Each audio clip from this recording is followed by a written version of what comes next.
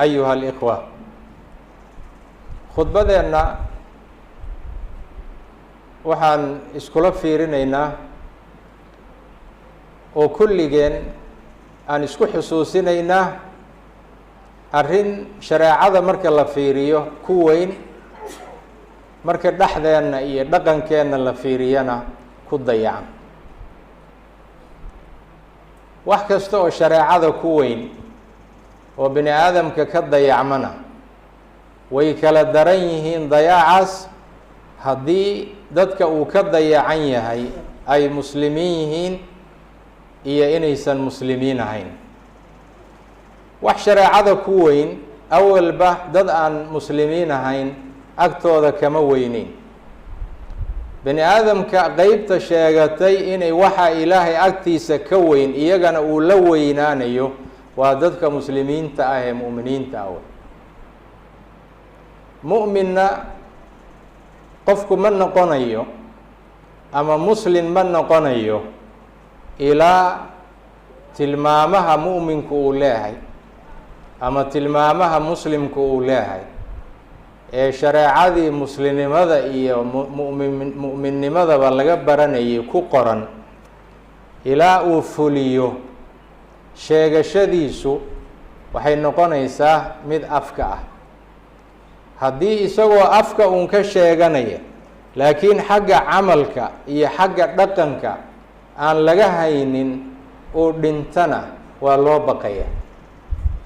sababtoo ah tilmaamaha adduunka dadka jooga saddex baa loo qeybiya. dad waa muslimiin mu'miniin ah oo qalbiga iyo uurkooda iyo xubnahoodu ay iswaafaqsan yihiin. waxa qalbigooda ku jira yaa waxaa rumaynaya xubnahooda. qolada labaad waxaa weeye dad aan muslim ahayn oo waxa weeye gaalo lagu magacaabo oo kufaar lagu magacaabo. iyagana waxa qalbigooda ku jira iyo waxa xubnahoodu ay muujinayaanba shareecada way khilaafsan yihiin. labadaas waxaa u dhaxeeya dad marna xagga jira marna xagga jira oo meel dhexe taagan oo xaggana ku kalsoonaan la xaggana ku kalsoonaan la. markay qoladan fiiriyaanna adduunyaa ka gelayso waxbay ugu xilanayaan. markay qoladan fiiriyaanna inay cadaab ka badbaadayaan oo aakhiro ay liibaanayaan baa u sawirmaysa. xagga markay fiiriyaanna adduunyaa ka jirta, xagga markay fiiriyaanna aakhiro cabsi ah baa ka gelaysa. marna xaggay u ordayaan marna xaggay u ordayaan. munaafiqiin baa lagu magacaaba.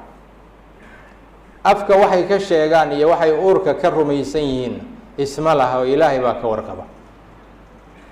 waxyaabaha ugu waaweyn oo shareecadeennu ay la timid oo la ina faray ilaa iyo waagii nebiyullaahi aadam la abuurayna laga hadlayay, sharci kasta oo yimaadana ku jiray. ilaahayna tabaaraka wa tacaala diimihii uu soo dejiyey oo dhan uu ku soo daray. akhlaaqda iyo dhaqanka wanaagsan ee bani aadamkana ka mid ah waa in ammaanada la guto, ballamahana la ilaaliyo. qof walba wuu is-og yahay nooca ammaanada ay agtiisa taalla. ammaanada waxaa loo qeybiyaa qeyb xaqa ilaahay la xidhiirta iyo qeyb xuquuqda bani aadamka la xidhiirta. qof xuquuqdii ilaahay iyo wuxuu ilaahay ku ammaanaystay aan gudin rajo loogama qabo inuu xuquuqda bani aadamka guto. haddii uu gutana waxyaabo adduunyada ku saabsan ayuu ku bedel qaadanayaa ee wax aakhiro ku saabsan uu rajaynayaa ma jiro. qof xuquuqdii bani aadamka iyo ammaanadii bani aadamka ka soo bixi waayeyna si kasta oo uu u sheegto inuu xuquuqdii ilaahay gudanayo, waxa uu samaynayo oo dhan habaa'an manhuuran ayay noqonayaan. marba haddii qofku uu awoodi waayey xuquuqda bani aadamka inuu iska ilaaliyo. ammaanada iyo ballamaha iyo heshiisyada la galo, alcuhuud, oo iyagu nooc ballamaha ka mida ah. ammaanada iyo ballamaha la galo waa kale heer heer. qaarkood qofku awlaaddiisuu kula jiraa, qaarkood xaasaskiisuu kula jiraa, qaarkood dariskiisuu kula jiraa, qaar magaalada uu degan yahay buu kula jiraa, qaar waxaa weeye dalka uu ka tirsan yahay iyo dadka uu ka tirsan yahay buu kula jiraa. qaar tijaaraday ka gelaysaa, qaarna siyaasadda iyo dowladnimaday ka gelaysaa. waa kale heer heer weeye.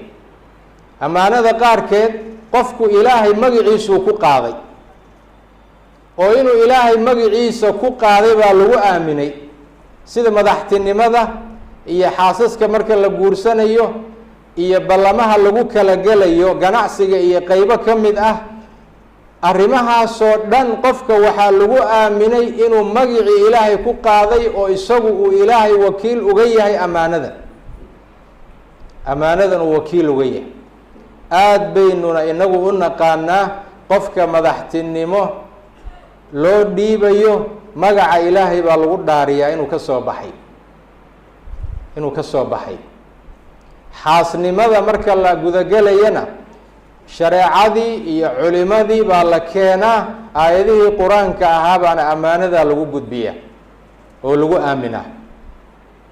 xuquuqdaas marka kala duwan oo qeybna ilaahay wakiil looga yahay, qeybna bini aadamkii ay idin dhex marayso, qeybna adiga ay khaas kugu tahay, qeybna ay mujtamaca idinkala dhexayso, kulligeed ammaano weeyaan.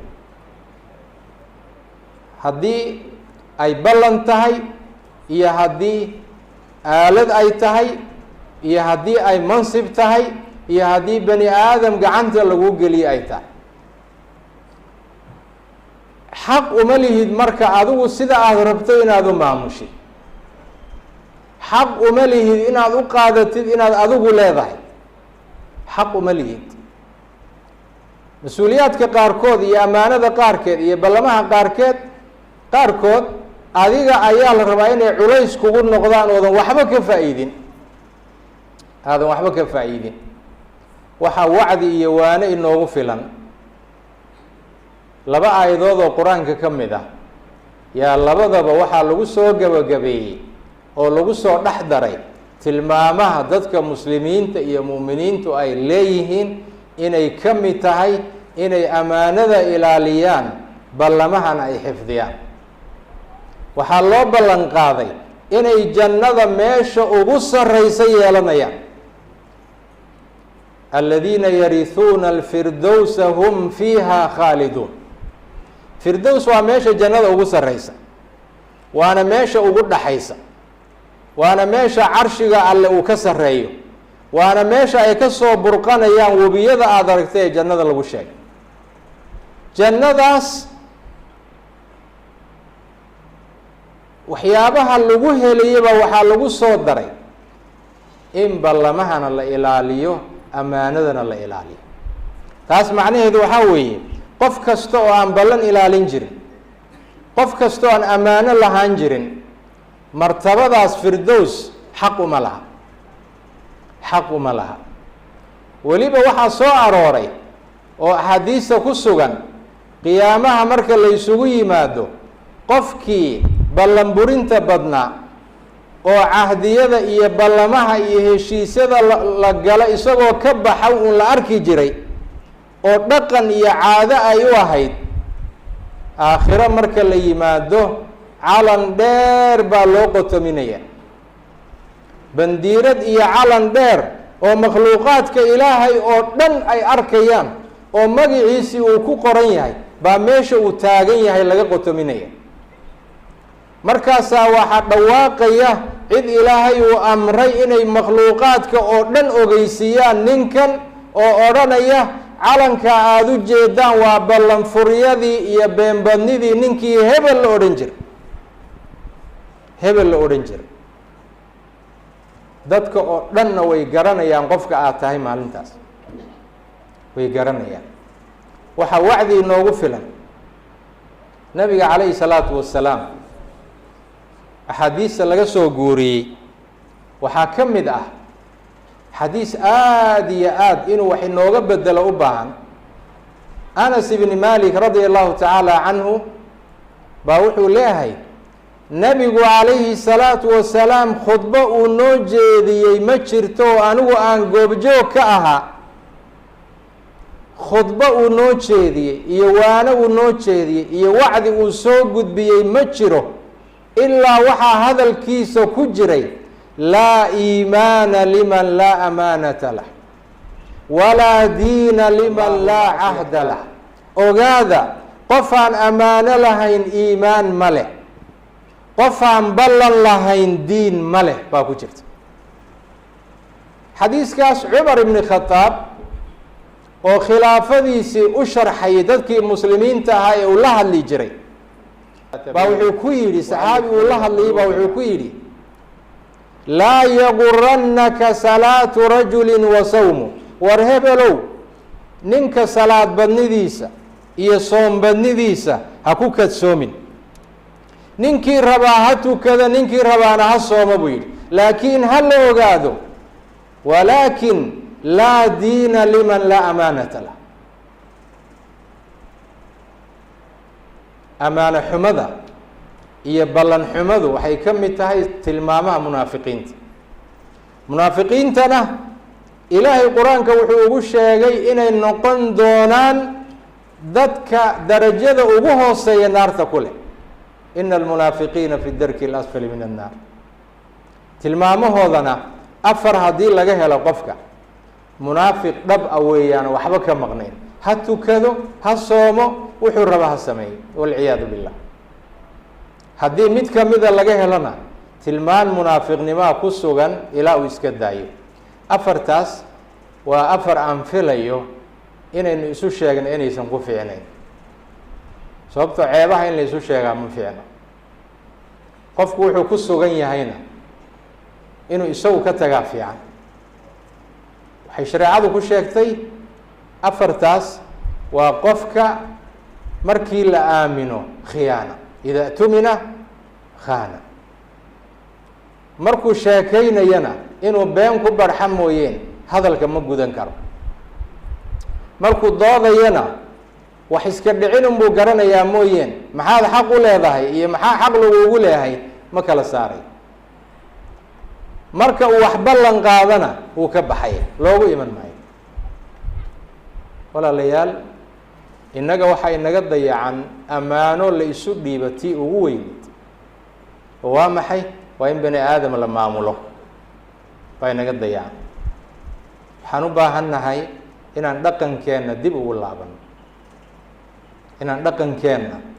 laabano, khudbooyinka dambe ayaan kusii faahfaahin doonaa wixii aan ka gaarhna haddii laha yidhaah. ثuma saluu وaslimuu calى nabiyi اlأmiin imtihاala لأmri اllahi tabaaraka wa taعaalى. ina allaha وmalaa'ikatahu yusaluuna calى الnabiy ya ayuha اladiina aamanuu saluu عalayhi وaslimuu tasliima.